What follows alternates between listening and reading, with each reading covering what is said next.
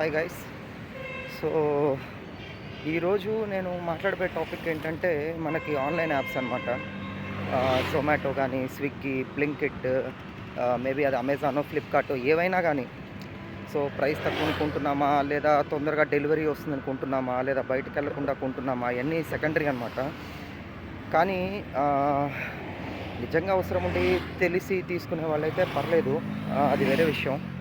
కాకపోతే ఈ home delivery apps వల్ల మనము సోమరిపోతులుగా తయారవుతున్నామండి.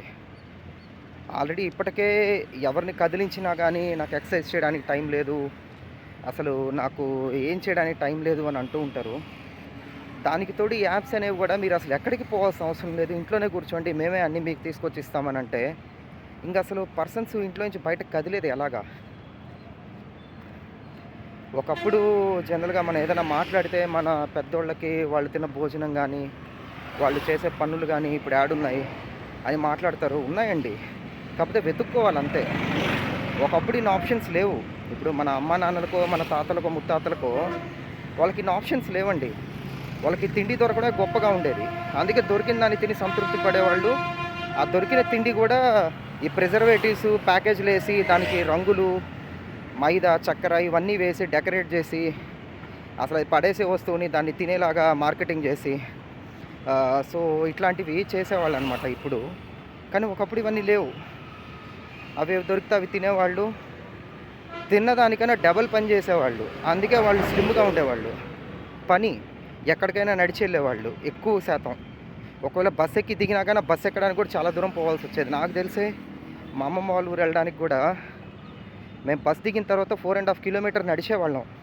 మా నాన్న నన్ను ఎత్తి తలపైన ఇక్కడ కూర్చోబెట్టుకొని చిన్నప్పుడు నడుచుకుంటూ తీసుకుని వెళ్ళేవాడు. ఒక చేతిలో బ్యాగు, ఇంకో చేతిలో నన్ను పట్టుకొని. ఇట్లా చేస్తే కొవ్వు ఎందుకు వస్తుందండి? మనం ఒబెసిటీకి ఎందుకు వెళ్తాం? సో మనం అది మాట్లాడడం ఓన్లీ జనరలైజ్డ్గా మాట్లాడతాం అనమాట. జనరల్గా మా కంపెనీస్లో ఇప్పుడు నువ్వు పని ఎందుకు చేయట్లేదు రా అని ఏదో జనరల్ రీజన్స్ చెప్పాను అనుకోండి, వర్షం పడిందనో, ట్రాఫిక్ లేదనో, అసలు ఒప్పుకోరు ఆ రీజన్స్ని. మమ్మల్ని ఇంకా తెలివి తక్కువలా చూస్తారు. కానీ అవే మనం లైఫ్లో ఇట్లాంటి జనరల్ రీజన్స్ చెప్పినప్పుడు ఎందుకు చేయట్లేదంటే నాకు టైం లేదనని. టైం లేదంటే ఎందువల్ల లేదు? అసలు నీ డే స్కెడ్యూల్ ఏంటి? మార్నింగ్ నుంచి ఈవినింగ్ వరకు నువ్వేం చేస్తున్నావు అసలు? అందులో ఎక్కడైనా ఏమైనా కరెక్షన్ చేసుకొని కొంచెం టైం అడ్జస్ట్ చేసుకోవడానికి ఉంటుందా? అసలు ఈ టైం ఎవరి కోసం మనం పెడుతున్నాం? మన కోసం మనం పెడుతున్నాం.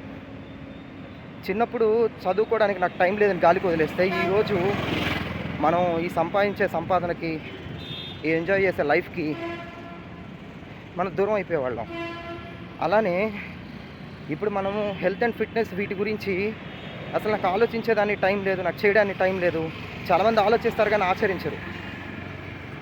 సో చేయడానికి టైం లేదంటే రేపు మేబీ ఒక 10 ఇయర్స్కో 15 ఇయర్స్కో నీకు షుగర్ వస్తుంది, లేదా నీకు బీపీ వస్తుంది, ఒబేసిటీ వస్తుంది, లేదా ఇంకా సంథింగ్ ఎల్స్ ఏమైనా ప్రాబ్లమ్స్ ఉంటాయి.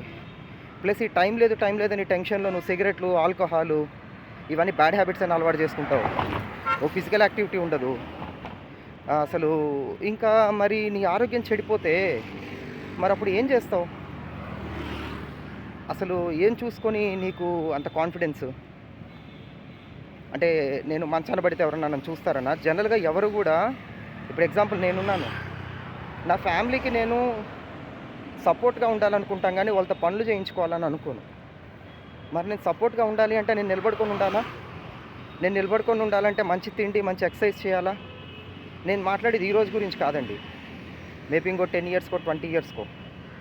మన చదువులాగే ఇప్పుడు నేను ఒక 20 to 23 ఇయర్స్ చదువుకుంటే కానీ నాకు ఈరోజు చేసే జాబ్ రాలేదు, అన్ని సంవత్సరాలు చదవాల్సి వచ్చింది.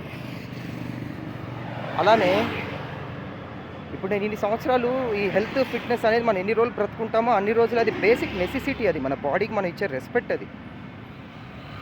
ఇప్పుడు మనకి ఎవరైనా రెస్పెక్ట్ ఇవ్వకపోతే మనకి నచ్చరు, కానీ మనం పుట్టిన కాడి నుంచి చనిపోయే వరకు మన తోడుగా ఉండే మన బాడీని మనం అసలు కేర్ కూడా చేయం. దానికి మంచి బ్రాండెడ్ బట్టలు వేస్తాము, కారులో తీసుకొస్తాము, ఇలాంటివన్నీ చేస్తాం. కానీ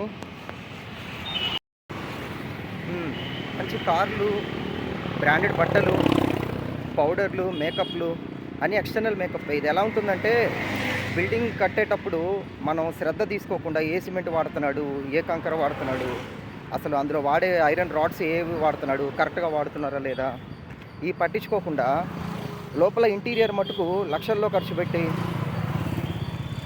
బయట పెయింట్లకి లక్షల్లో ఖర్చు పెట్టి, ఇట్లా ఎక్స్టర్నల్ మేకప్లు ఉంటాయి చూసారా, వాటికి ఖర్చు పెడితే రేపు ఏదన్నా రోగం వచ్చినప్పుడు పడిపోయే వాటిల్లో మీ ఇల్లు కూడా ఉంటుంది. మీ ఇల్లు, నా ఇల్లు, అందరి ఇల్లు. ఫస్ట్ ఇల్లు అంటే ముందు ఆ ఫౌండేషన్ అనేది చాలా ఇంపార్టెంట్. అర్థమైందా? సో ఫౌండేషన్ కానీ ఆ ఇల్లు కానీ అందులో ఉండే, మీరు పెయింట్ వేసినా వేయకపోయినా ఇల్లు ఎన్నో సంవత్సరాలు ఉంటుంది, అంత తొందరగా పాడవదు. కానీ మీరు కంకర, సిమెంట్, ఇసుక, ఐరన్ రాడ్స్ ఏవైతే ఉన్నాయో అక్కడ కానీ మనకి టైం లేదు, నాకు టైం లేదు అని అంటే రేపు ఆ ఇల్లు పడిపోయిన తర్వాత అప్పుడు టైం ఉంటుందా మనకి చూసుకునేదానికి? లేదా ఒక సైడ్ ఆడన గోడ పడిపోయింది, అప్పుడు అది రిపేర్ చేయడానికి టైం ఉంటుందా? లేదా ఒక పిల్లర్ ఇరిగిపోయి వాలిపోయింది ఇల్లు ఒక పక్కకి, అప్పుడు టైం ఉంటుందా? మీకు ఒకవేళ ఆరోగ్యం గురించి మీకు నిజంగా తెలుసుకోవాలి అని అనుకుంటే ఒకసారి ఎమర్జెన్సీ వార్డుకి వెళ్ళండి, హాస్పిటల్స్కి. మీరు స్మోక్ చేసేవాళ్ళు, ఆల్కహాల్ తాగేవాళ్ళు అయితే క్యాన్సర్ హాస్పిటల్స్కి వెళ్ళండి. ఆర్ఎల్స్ మిగతావి ఇంకేదైనా హెల్మెట్ పెట్టుకున్న వాళ్ళు అయితే మీరు నార్మల్ హాస్పిటల్స్లో ఎమర్జెన్సీ వార్డుకి వెళ్ళండి. మీకు నెక్స్ట్ టైం ఎప్పుడు కూడా జీవితంలో మీరు చెప్పే రీజన్స్ అన్నీ కూడా మానేస్తారు వెంటనే. నాకు జుట్టు రాలిపోతుంది, ఇలా వేరు వేరు రీజన్స్ చెప్తూ ఉంటారు కదా, సో ఇమీడియట్గా మీరు మానేస్తారు అవన్నీ చెప్పడం. ఇవన్నీ మనకెప్పుడు కూడా ఏంటంటే ఒక మ్యాజిక్ స్పెల్ అనేది కావాలి. ఎంతసేపు పక్కనలో జరుగుతుంది కానీ మనకు జరగదన్న ఒక ధీమాలో ఉంటాం. ఎట్లయితే మన భవిష్యత్తు బాగుండాలని మన ఎల్ఐసీలు ఇలాంటివి కడుతూ ఉంటాం కదండి, ముందు ఆ ఎల్ఐసీలో వచ్చిన డబ్బులు మనం తీసుకోవాలంటే బ్రతుకుండాలి. ఇప్పుడున్న ఫుడ్స్ ఇవన్నీ ఇప్పుడు కనీసం పిల్లలకు కూడా తెలియదు ఏం తినాలి ఏం తినకూడదు. ముందు పేరెంట్స్కి తెలుస్తాయి కదా, ఫస్ట్ ఆ ప్యాకెట్ పర్రంచించి ముందు పిల్లలకు తినిపించేస్తారు. అసలు అందులో ఏముంది, ఏం కలుపుతున్నారు, ఏం కలపట్లేదు, ఎవరికీ అవగాహన లేదు. ఇలాంటి వీడియోలు పెడితే ఎవరు లైక్లు, సబ్స్క్రైబర్స్ రారండి, నాకు అనవసరం. అసలు నేను యూట్యూబ్లో ఈ వీడియోస్ పెట్టుకునేది నేను మా పిల్లల కోసం, నెక్స్ట్ జనరేషన్లో నేను ప్రతి విషయం చెప్పినా చెప్పకపోయినా వాళ్ళకి ఎప్పుడు ఈ వీడియోస్ అనేవి తోడుగా ఉంటాయని నేను చేసుకుంటున్నాను. నాకు ఈ సబ్స్క్రైబర్స్, ఈ వ్యూస్ అంతా నాకు అంత నేను ఇంపార్టెన్స్ ఇవ్వను, అంత కేర్ చేయను. సో మీకు నచ్చితే ఫాలో అవ్వండి, ఆర్ఎల్స్ మీరు అదర్ వీడియోస్ ఉంటాయి కదా వెళ్ళి మీరు ఎంటర్టైన్ అయ్యేవి, అలాంటివి వెళ్ళి మీరు చూసుకోవచ్చు, ప్రాబ్లం లేదు. సో ఇప్పుడు నేను ప్రజెంట్ వచ్చేసి వైజాగ్లో ఉన్నాను.